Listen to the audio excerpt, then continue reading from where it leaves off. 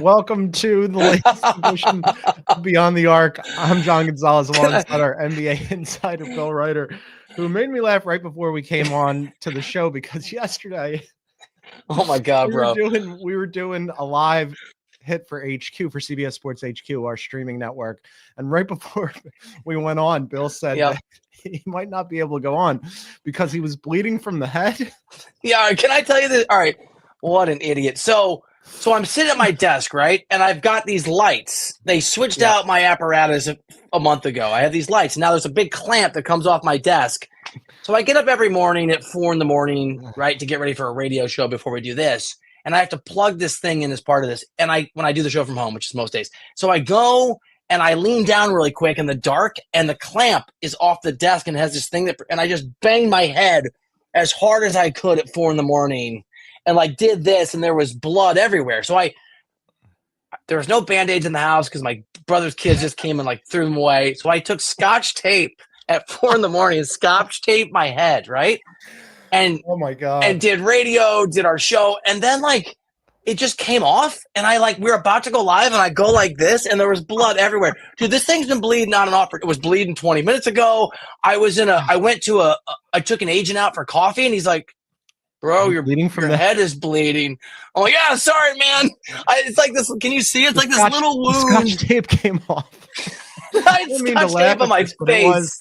The urgent text message that you sent to me and the producer yesterday. I sympathize because the previous week I had shaved right before we went on, and I had some little, paper things on my neck. And I was like, oh, maybe hopefully, when I pull it off, it'll be clotted. But I definitely did not have a gash in my forehead before going on national TV. So I'm glad that you've stopped the bleeding from your head. Congratulations on that. Last thought on this. Yesterday when I was leaving, I left this lunch. The guy left, and the person overheard is like, we have Band-Aids. Do you want one? So I went up to the desk. The Band-Aid was the size of my freaking forehead. I went home with a Band-Aid, just covering my entire forehead. You had been in a car accident. It was ridiculous. Really amazing. All right. Later in the show, big win for the Rockets last night. I think Bill might be finally in on them. He sent me a text message. I called you out on HQ. I gave you a shout out. Oh, nice. HQ. Thank you very much for that. There's a big pile up in the Western Conference non-OKC division. We'll discuss which of the teams in the middle of the pack do we trust the most and the least. We'll do some overreactions as we tend to do on Tuesday, and we'll wrap up with team of the night. But first, what else could we possibly start with? But Jimmy Butler suspended again, this time indefinitely. Bill, yesterday he was informed that he would not start last night against the Orlando Magic. So he did what any of us would do. He walked out of practice and didn't return.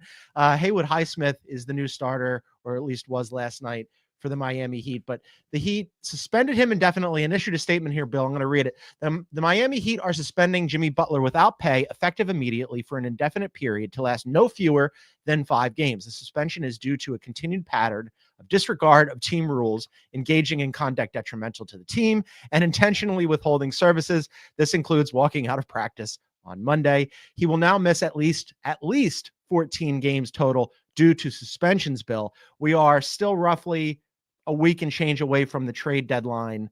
It had to go this way, right? They had to talk about this yesterday.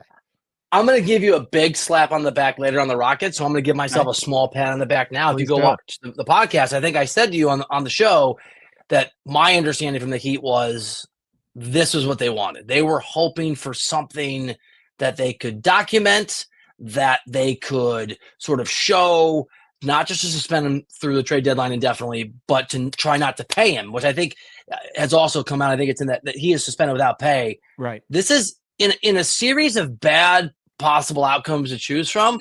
I actually think this is the absolute best situation for the Heat. You get him away from the team. We're done with the rigmarole of the back and forth. He's back. What's going to happen? And let me also say there now, because that was an incredible double overtime win last night against Orlando. I feel like I spent too much time with you because I was like, this is a fun game. It was double overtime. I'm not usually into watching the Magic play. Sure. The Heat are now 10-10 without Jimmy Butler this year. 20 games is a big sample size. They're a game over 500. They're basically the same basketball team with Butler at a reasonable sample size, without Butler at a reasonable sample size. So I think the last 24 hours, ugly though it is a pretty good outcome for Pat Riley and the Miami Heat.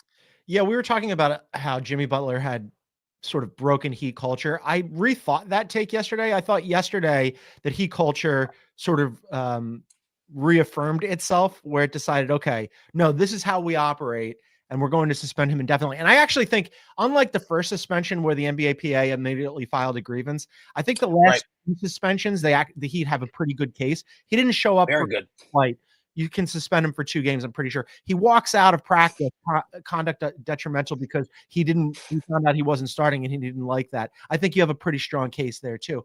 And not for nothing, I think Jimmy Butler knows this on the last 2.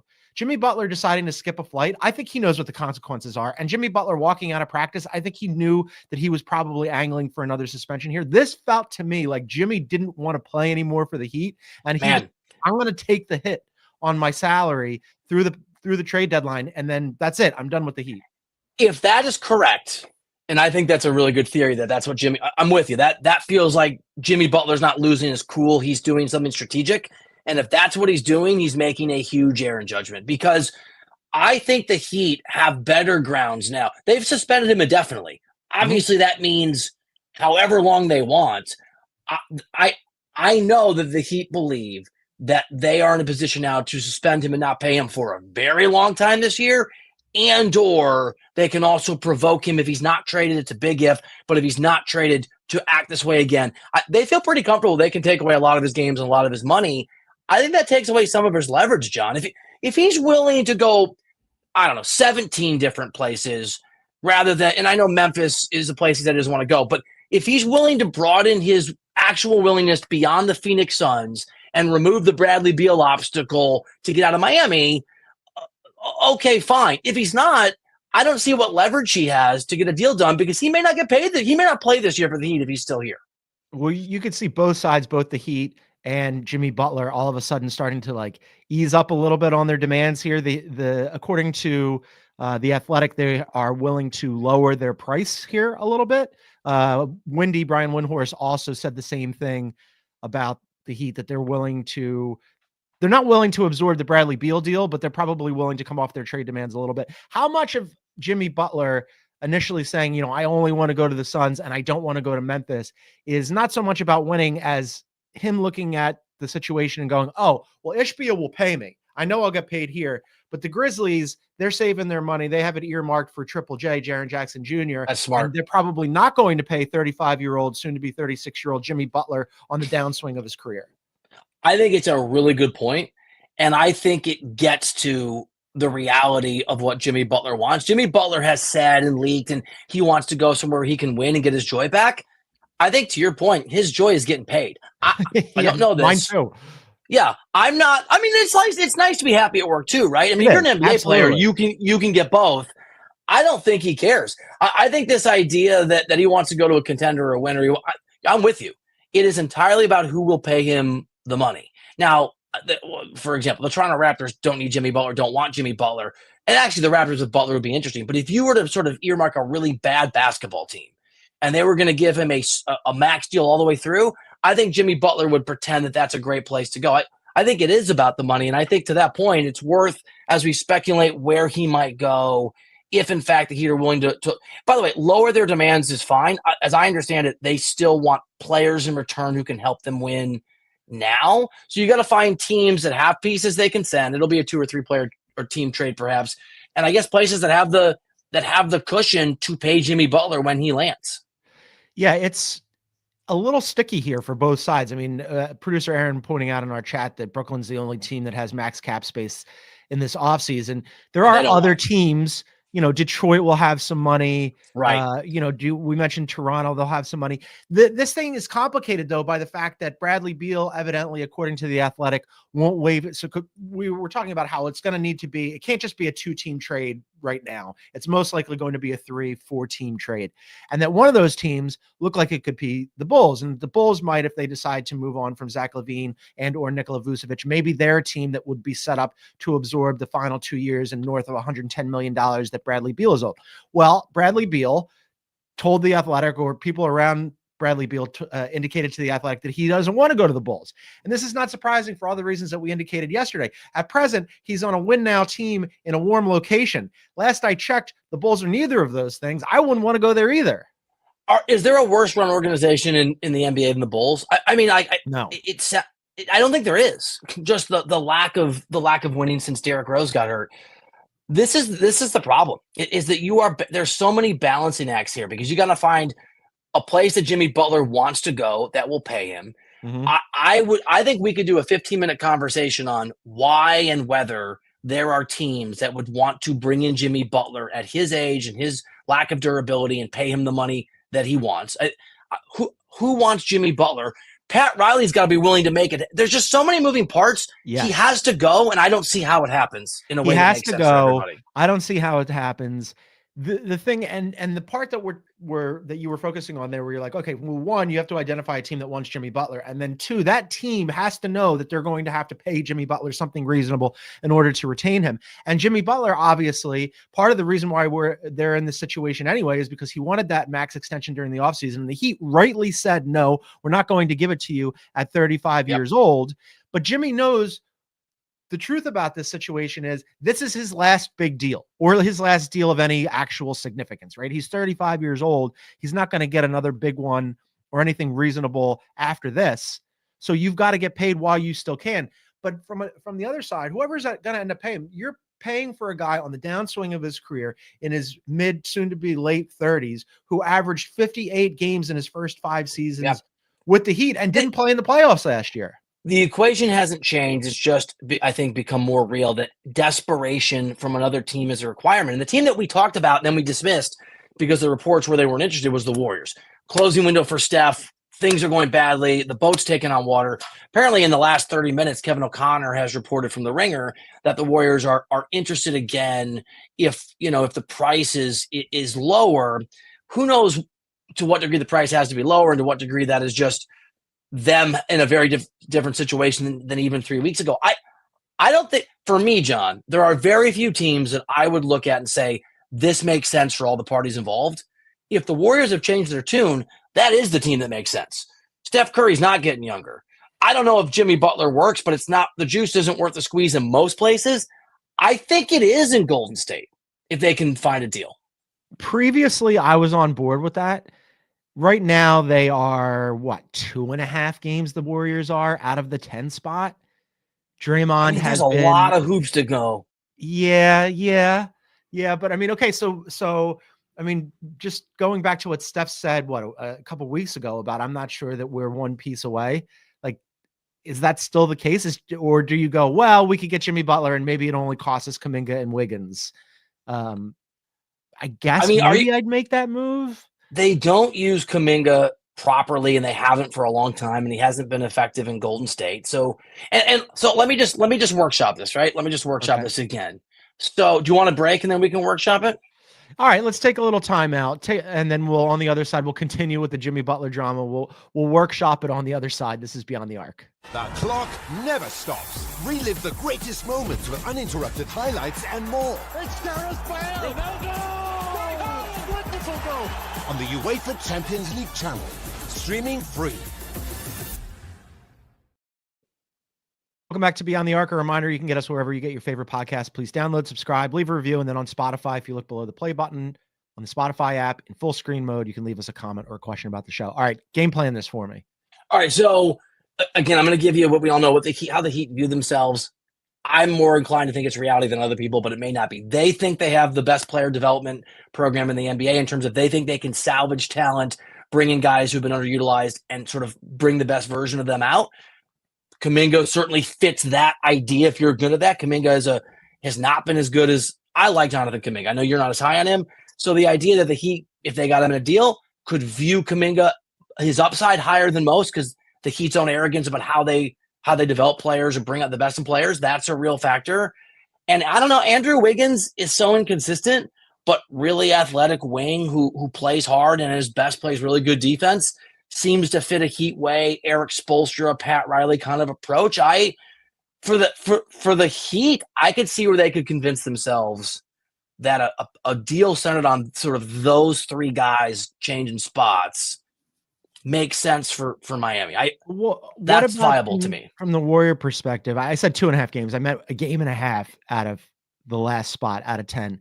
But still, a game and a half out of 10. They haven't played all that well. They did start out 12-3, and then like the wheels have come off. 3.5 out of 6. 2.5 out of 7. Yeah, 3.5 out of 6. Like they've got some distance. There's a lot of teams, and we're going to get into that like middle of the pack Western Conference and who we trust the most in the least. Early on, I was a believer in the Warriors because look, as long as you've got Steph out there, you've got a chance, right? But like proof of concept hasn't really borne out. Like especially we talked about the hockey rotations yesterday with Steve Kerr. Like I just don't know who else he's playing more minutes, right? Like where you're like, oh, this is the guy where we should forget about this like going 11 deep and everybody plays 20 minutes. We got to give these two guys more minutes. I don't know who those guys are. I'm not sure that it works in Golden State, and we haven't even talked about what happens when Jimmy Butler tries to alpha Draymond Green. I mean, Jimmy Butler swings back. I mean, right? I mean, but Jimmy Butler's talented. We know he's not durable, but when he is, he can. If you're the Warriors or you're desperate, and to your point, they're on the outside looking into the freaking play-in, and that is not an acceptable outcome for Mike Dunleavy Jr., for that ownership group. So I think we rightfully, you and I talk often, and we should, about what should happen or what makes sense. Teams that are desperate don't always act in ways that are rational. They act in ways that are desperate. And if you're the Heat and you're desperate, I think Jimmy Butler, more than any place in the NBA, John, it makes sense. Give me another team where Jimmy, if he has to go, I don't see a fit that makes more sense. It's not a good fit, but it's the best fit for me for Jimmy Butler in the NBA. I think that's probably right, but everything is relative, right? So it would be like the best of a bad situation or bad options rather. Although I guess like going to Phoenix would make sense for both the team and for Jimmy. I just don't think that Bradley Beal is willing to waive his no trade clause.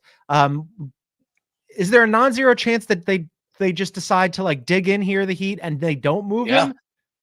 Yeah, non-zero. Sure. I would have gone higher 24 hours ago. But again, I think Butler's lost some leverage. I think the Heat. And I think I don't. Look, their view. The option is to dig in. You don't trade him. You suspend him for the remainder of the season, and then he opts out and walks during the offseason. You get nothing for him. They're punitive, and their view. Look, I don't think they're doing this to get nothing, but I think they feel like they do feel like they have the higher ground. And their view that they're as good a basketball team with and without Jimmy Butler, the stat I gave you, is their view. It is the record, but they can be a little smart or delusional depending on your view. Look, I think it's a non-0% chance. I think it's, 11% that he doesn't. I think it's really low. But Pat Riley's not going to be strong-armed by Jimmy Butler. So if Jimmy Butler thinks he has leverage and at the last second can say, actually, no, here's the two places I'm willing to go, and I've already communicated those places, this is the deal, and they're coming with a low ball, I can certainly see Pat Riley just saying, F it. I'm not. He just told Levitard that he might be washed, but who cares? What else would I be doing? I know. There is a zero F's given sort of factor on both sides Riley too. Jimmy Butler, if they don't end up moving you, then Jimmy Butler, pick up your player option and dig in as well. Challenge. That would be fantastic. Oh, wouldn't that be crazy? It would be amazing. Yeah. Oh my God. Let's move to the Western Conference. Last night, I'm sitting there, I'm watching basketball, and I get a text message from you, and it's just Rockets with the eyeball emoji. On board now. All of a sudden, the Rockets last night had a 2-point win at Boston. Amen Thompson, game-winning floater. Oh my God, he was so good. Left. They've won 3 in a row and 8 of 10. The 3 in a row, Bill, are 2 against the Cavs, home and away, and then at Boston. You have been a little skeptical of the Rockets because, their offense has been a little in the playoffs, top 10 in both. So now I'm asking you, after the eyeball emoji, are you starting to buy in a little bit? Skeptical in the playoffs, skeptical that they're going to make the run that their excellence in the regular season might suggest. I am less skeptical. Mm-hmm. I mean, these are the Cleveland wins are good wins, or the Cleveland win. They beat them twice. This is a statement victory. And I'll ask you a question to follow up when I'm done. I'll ask you this. To answer your question, I am more of a believer.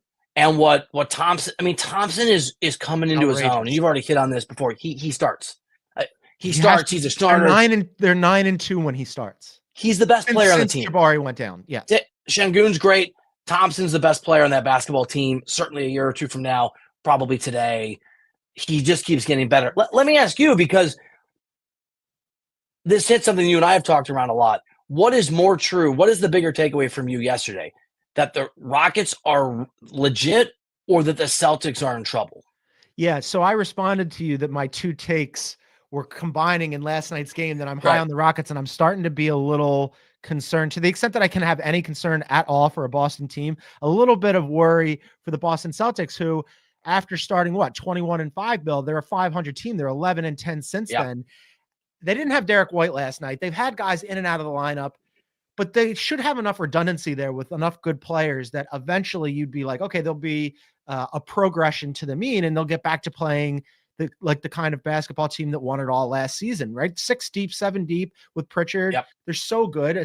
Sam Hauser, I don't want to forget about him. 8 deep, right? They've got a lot of good players. They shot It's just okay.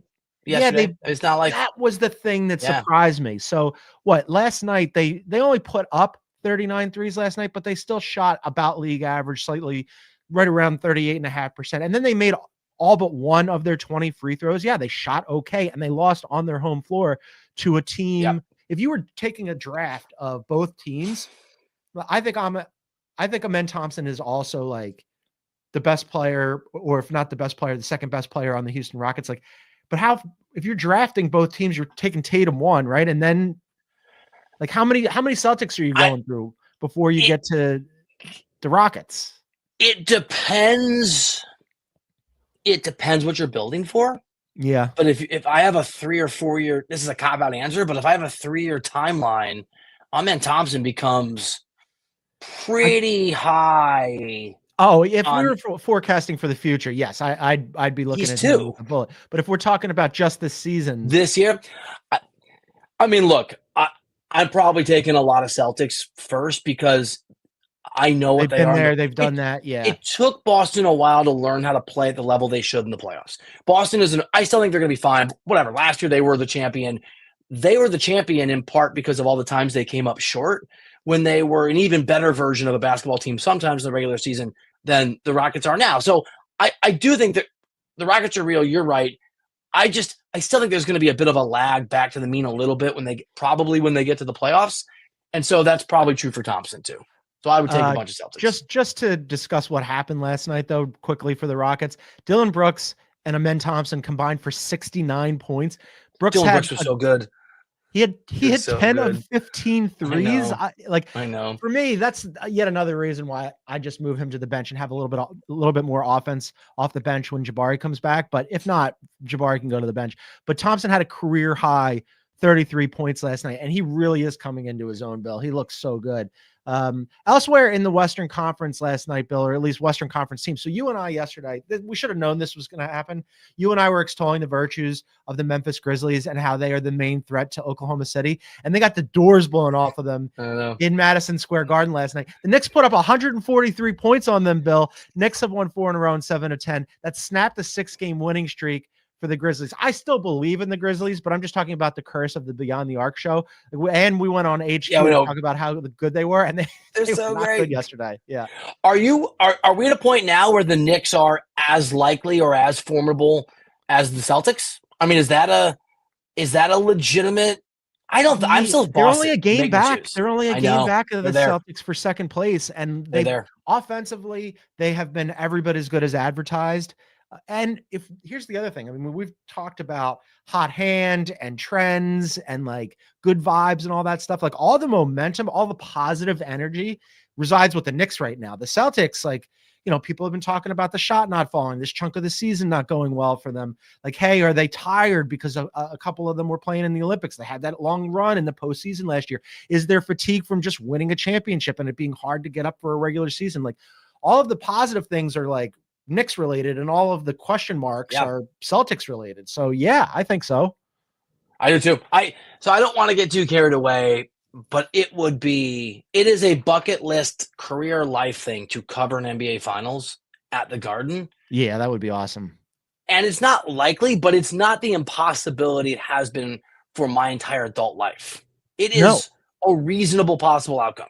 The Cavs got back on track last night, but I'm with you. Like early in the season, it felt like it was a 2-team race in the Eastern Conference. Right. And now all of a sudden, like, you could see there's a world, if they're healthy, again, we have a long way to go and Tibbs refuses to rest any of his guys, but if their starters are healthy, yeah, they could absolutely make waves in the Eastern Conference. Let's take another timeout. And then on the other side, the middle of the pack in the West is super bunched up. And I just want to take your temperature, Bill, a little bit on which of the teams you kind of believe in and which of the teams you're out on. We'll do that next. This is Beyond the Arc. Baby, we are gonna start a fire. From world-renowned clubs Simply devastating. to worldwide stars. Wrexham have done it. This incredible ride continues. The English Football League on CBS Sports Network, and stream every match live on Paramount Plus. All right, welcome back to Beyond the Arc. You can find us on YouTube at Beyond the Arc CBS. Please hit the like button, leave a comment, subscribe, hit that little bell symbol. You'll get notified when we go live. We're usually live Monday through Friday at noon Eastern, except for tomorrow night. Big Nuggets Knicks game will be live on YouTube. After that, we'll talk about that fun game. Bill, Western Conference, bunch of teams bunched up after the 4 seed in that like 5 to 10 range. 2 of them played last night, the Suns and the Clippers. It was a really good game. Suns ended up winning that one. They've now won 3 in a row. They had Bradley Beal on the bench, but he did close in that game. And then on the other side, the Clippers, who I am like pretty bullish on. I like the season that the Clippers have had. They're in a close game last night, Bill, and they like really decided we're sticking. They're the anti-Tibbs, okay? They got Kawhi Leonard back. They had basically been like, he's on a minutes restriction. Ty Lue, sticking to his guns, had previously played him like around 24 minutes per game. Last night, he said he was going to increase his minutes a little bit, increased it to 28 minutes. Fourth quarter rolls around. I'm like, you got to bring Kawhi back in, right? Ty Lue refused to do it. They ended up losing the game. Short term, I was questioning it a little bit, but long term, I think it makes sense. I'm going to go with a very deep cut here, a little, Okay. a little obscure. Kawhi Leonard is Mr. Glass from Sure. M. Night Shyamalan movie. He's fragile. I think I trust Ty Lue. If he thinks the guy needs to be restricted, he's got to be restricted. And this is part of the reason, but not the only reason, I'm not very high on the Clippers. And I've been saying that all year. I think the first column I wrote this year was the Clippers suck in their new building, and they don't suck. Although the new building is amazing. Yeah, they're good. Things. But their offense is terrible. Their offense is not very good. Ty Lue has them playing like they play hard, they rebound. I'm not even sure where they are. Probably second or third defensively. They kind of go back and forth, but they're a top defense in the NBA. They're just not they're not balanced. So they're second. They're not balanced enough to be a real threat, and they don't have the talent ceiling they need. Because I don't think Kawhi Leonard's going to get to a point. It's just it's kind of like Embiid. I don't believe it. If Kawhi Leonard gets to playing 35 minutes a game and it's April and he's Kawhi Leonard again, I'll be wrong. But short of that, I think the Clippers are a story of what happens when you're incredibly well coached and you work your ass off and you play great defense. But they're not. I don't take them very seriously in the West. See, I do. I had a whole thing here. They're 21st in offense and they're second in defense. Yeah. As I've mentioned, they're kind of a better Orlando Magic. I think that we've just like not been paying enough attention to them. They're 6th in the Western Conference right now.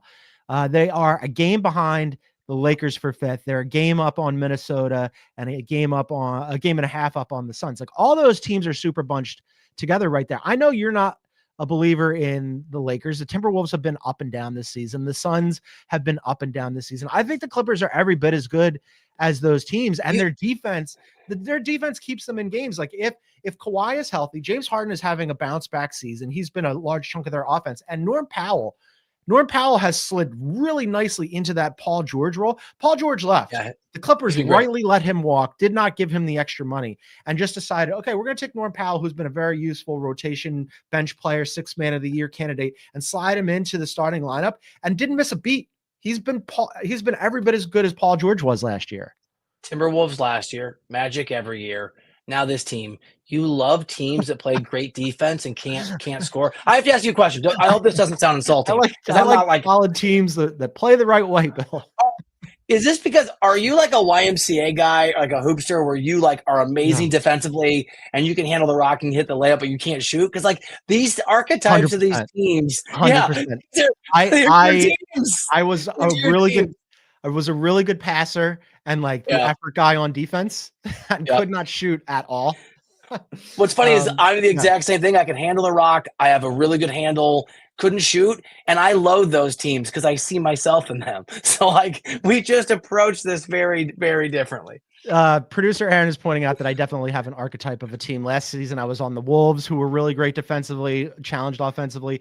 This year, spent a lot of time talking about the Rockets, the Magic, and the Clippers. I literally just said that. Yeah, that's funny. It's very, very funny. I just think that they're a solid team, and I like the way that Ty Lue coaches them. Okay, so let's go through this then. I mean, of these teams, right? Like, you're not as high on the Clippers as I am. The Suns beat them last night. Are you Suns greater than symbol Clippers? Okay, so top 4 teams currently in the West, I believe in absolutely. Let's put them to the side. So put them aside. Yes. 5 down. Yes. Suns greater than sign the Clippers, because I think because of the 4 teams we're not mentioning, you need to have a team that's going to win a series they can't, or they shouldn't. Is really the Clippers can't. The Suns shouldn't, but can. Kevin Durant can win you a series against probably not all those teams, but some of those teams. So yes, as long as Durant is healthy, if Beal's playing okay, if Booker gets to be the Booker we've seen in the past, they can't beat everybody, but Phoenix in theory can beat almost anybody. Last week on this program, one Sam Quinn said that he was so high on the Clippers that if they end up in a series against the Rockets, that he would consider taking the Clippers. I said, that's a step too far for me. You got to know your audience. But I am with Sam. Wow, you guys are crazy. Okay, let's do the 2 LA teams. You're not a Lakers guy. The Lakers have now won 4 in a row. They beat the Hornets last night. Whatever. They're season high 8 games over 500. By the way, we should mention in that game against the Hornets, LaMelo went down. He only played 9 minutes. He's got a sprained ankle. That's shutdown city, looks like, for me. Like, all of a sudden you go, oh, he can't play. But that's just an aside. You're not a Lakers guy. You're not a Clippers guy. Which LA team you got? I mean, do you have to pick an LA team? Is that a rule? Like, both LA teams in the middle of the do they grandfather one of the playoffs? They would if they could. Pack teams, like, of those 2, who do you trust more? Look, AD is. This is the thing. I was having this conversation with a buddy of mine. Has AD ever lived up to his expectations? Massive though they are, because last night's game is a reminder that he should be a top 3 or 4 player some years. Some years we should be having him in the list of Jokic or Embiid or Giannis. He's that talented. And so I'm higher on the Lakers, to answer your question, to win a series, maybe that they shouldn't, like if they get the right matchup, to beat a Memphis again like they did a few years ago, because LeBron and AD are really, really good. I think they're going to run out of steam. I don't think they're going to make a deep playoff run. I don't think they're deep enough. But it's interesting because the Clippers are better coached, and they obviously play much, much better defense, and they're more formidable, but it's the NBA, and for me, it's star power. And on any given night, Anthony Davis, and I think still LeBron, and still LeBron. Games. Still LeBron. We should mention AD was outrageous last night, as you said. Finished with 42 and 23. I mean, come on. It's ridiculous. But, I mean, the competition also factors in here. What about some of these other teams here? So you've got the Wolves, who have just like, I'm not sure still. Starts with them where I'm like, I can kind of see it. Yeah. And then the Mavs obviously waiting on Luka to come back, and the Kings have been, there's drama with the coach, and now they're playing differently. And I think of those teams, I probably believe in the Wolves more. But then once Luka comes back, that changes everything for the Mavs, right? Once Luke is back, I believe in the Mavs more than any of the teams that are on this non-top 4 currently in the Western Conference list. I don't know what to make of Minnesota, and that just tells you how perplexing they are. I'm not sure they know what to make of them, because what are we? Are we 40-some games into the season? Is that where we are? 40? More than 46, 45, 46. I mean, we're solidly beyond the halfway point of the season. They're just inconsistent. I mean, they look exactly like they did at the start of the year, the whole year. They don't know how to play together. Julius Randle's sort of a weird fit. So I'm higher on Minnesota than the current Dallas team. I'm higher on Minnesota than Sacramento. I'm higher on Dallas than most teams in the West, several of the teams, if they have Luka. I'm higher on the Warriors than I am Sacramento, or I think Minnesota. Okay, so let's go back to the Clippers being sort of the Mendoza line for you here. Clippers or Wolves? Yeah, tough Wolves. One. Yeah, it's a good question. Okay. Wolves.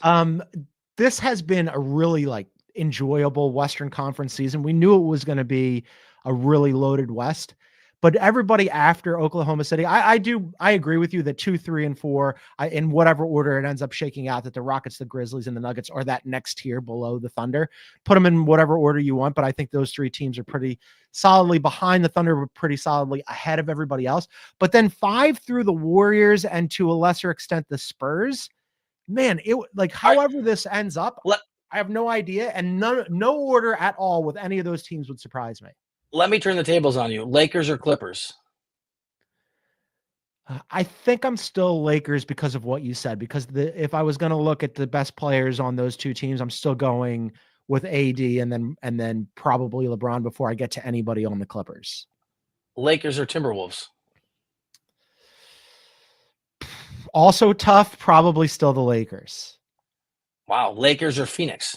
Lakers? Probably still the Lakers. Yeah, and I don't feel good about this. You can't. No, I don't feel good about it. I just like all of those teams are hyper inconsistent, and like if feet to the fire, if I have to pick one, I'm just going to go with what did I say at the beginning of the year about the 2 all NBA players that they have on their roster, right? It just like kind of defaults to that for me. LeBron also, in my memory, always has a good January. It feels like mid-January, early February, his team's always fit. All right, Clippers or Timberwolves?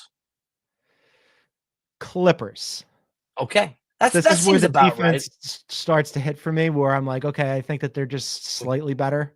Warriors or Thunder? Just kidding, but I can't quit the Warriors. I can't quit them. All right, let's wrap it up. We're not going to do any overreactions. We'll save those for next week. You know what? I lied. I'm going to do one quick overreaction. Bill, we mentioned the dunk contest yesterday being set now with Stephon Castle and Mattis Buzelis and Andre Jackson Jr. and Mac McClung. Can't we get 1 year of Ant and Ja, or even can you just give me 4 guys from the Rockets? Right? Like, give me Amon Thompson and Cam Whitmore and Jalen Green and Tari Eason. Like, give me 4 Rockets having a dunk contest, and I'd be super excited. I mean, dude, this is why I hate the All-Star game. Because, the slam dunk contest is a freaking joke. Nobody does it. It's been true. It doesn't. You know what the slam dunk contest is? It's the Dallas Cowboys of the NBA. We're living off residual glory that's from the 90s. Can we just reframe how we talk about this? Event sucks. Yeah, it's all hype and living off past glory. All right, let's do team of the night. We might double up here, but they deserve it. Like, give me the Rockets. I mean, I'm not going to be cute. I'm not going to be funny. Yeah, I mean, they're awesome.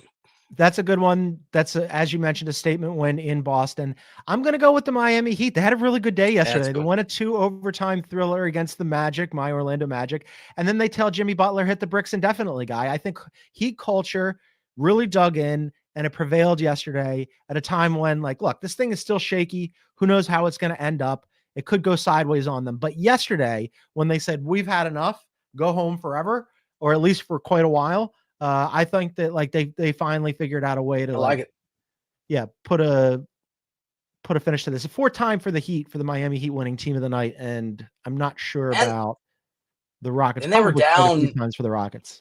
They were down a couple possessions with not a lot of time left in regulation. They kind of fought and scrapped to just get it to overtime. And then obviously won in double overtime. It was a classic Heat. They just fought their way to that win. 4th time for the Heat for team of the night. 5th time for the Rockets, who are now tied for first for team of the night standings. Love that. All right, that's going to do it for us today. We're going to be back at it tomorrow night. As I mentioned, we'll be live on YouTube right after the Nuggets and the Knicks game. That should be a good one. Come find us on YouTube at Beyond the Arc CBS. But for now, for our NBA insider, Bill Ryder, whose head did not bleed during this program, made it through a whole show without a bleeding head. Victory. Congratulations, Bill. I'm John Gonzalez. We thank you for tuning in, everybody. We'll see you tomorrow night.